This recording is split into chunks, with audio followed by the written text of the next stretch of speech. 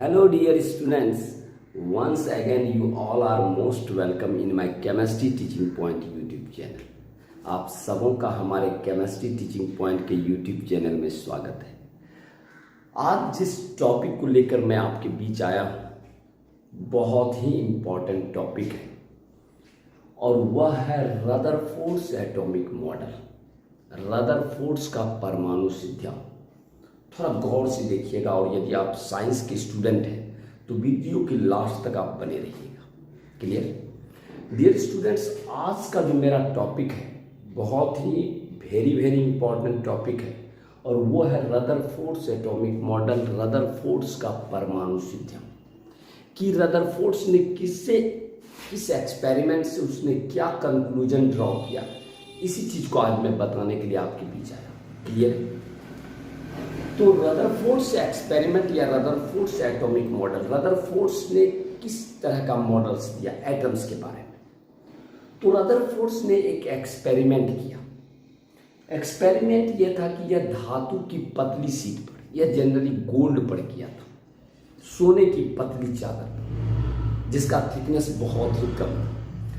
तो रदरफोर्ड्स ने जब गोल्ड की पतली शीट पर अल्फा पार्टिकल्स का बौछार किया, बम्बार्डमेंट, जब रदरफोर्ड्स ने धातु की पतली चादर गोल्ड की पतली शीट पर अल्फा पार्टिकल्स का बौछार किया तो उन्होंने पाया कि most of the alpha particles, ज़्यादा से ज़्यादा अल्फा पार्टिकल्स मेटल फॉयल को पार करके सीधे निकल जाता है इन स्ट्रेट लाइन, सीधी रेखा। क्लियर? मीन्स रदरफोर्ड्स ने जब अल्फा पार्टिकल्स का बम्बार्डमेंट किया तो उन्होंने देखा ज़्यादा से ज़्यादा अल्फा पार्टिकल मेटल फॉयल को पार करके सीधे निकल गया। सेकेंड, कुछ अल्फा पार्टिकल्स जो केंद्रक के करीब से गुजरा, कुछ अल्फा पार्टिकल्स जो केंद्रक के करीब से गुजरा हुआ लार्ज एंगल में डिफ्लेक्ट कर गया, मतलब विचलित हो गया। डिफ्लेक्ट का मतलब हुआ विचलित हो जाना। तीसरा कहा very few alpha particles which is in front of the nucleus, जो केंद्रक के सामने से गुजरा वह अपने पाथ से पुनः रिटर्न बैक हो गया। तो ये रदरफोर्ड्स का एक्सपेरिमेंट था, जो रदरफोर्ड्स ने एक्सपेरिमेंट किया कि when Rutherford's bombarded alpha particles on the metal thin foil, generally means gold, he observe that कि most of the alpha particles just cross the thin metal foil in straight line, सीधी रेखा में निकल गया। Some of the alpha particles which just passes near to the nucleus become deflected by the large angle, वह large angle में deflect कर गया। And very few alpha particles which just crosses in front of the nucleus just return back from its original path.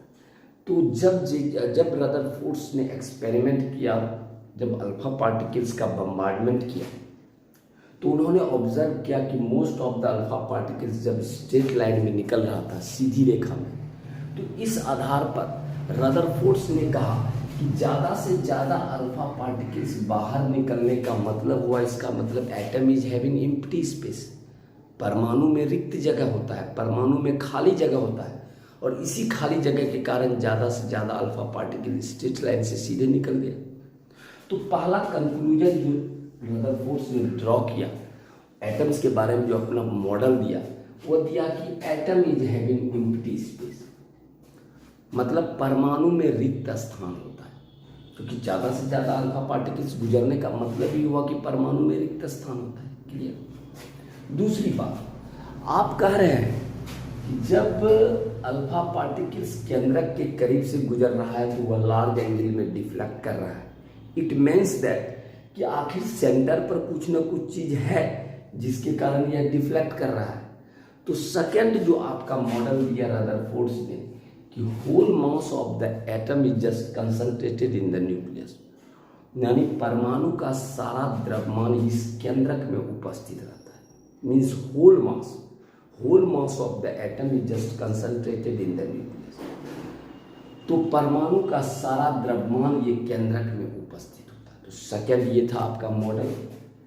Third कहा कि परमाणु के केंद्रक में प्रोटॉन्स तथा न्यूट्रॉन्स होते हैं। जिस परमाणु के केंद्रक में प्रोटॉन्स तथा न्यूट्रॉन्स होते हैं, और आप जानते हैं भली भांति कि proton is having positive charge and neutron is having neutral, कोई आवेश नहीं होता। और इस पॉजिटिव चार्ज को बैलेंस करने के लिए sufficient amount of electrons that are revolving around the nucleus, केंद्रक के चारों ओर घूमते रहते हैं।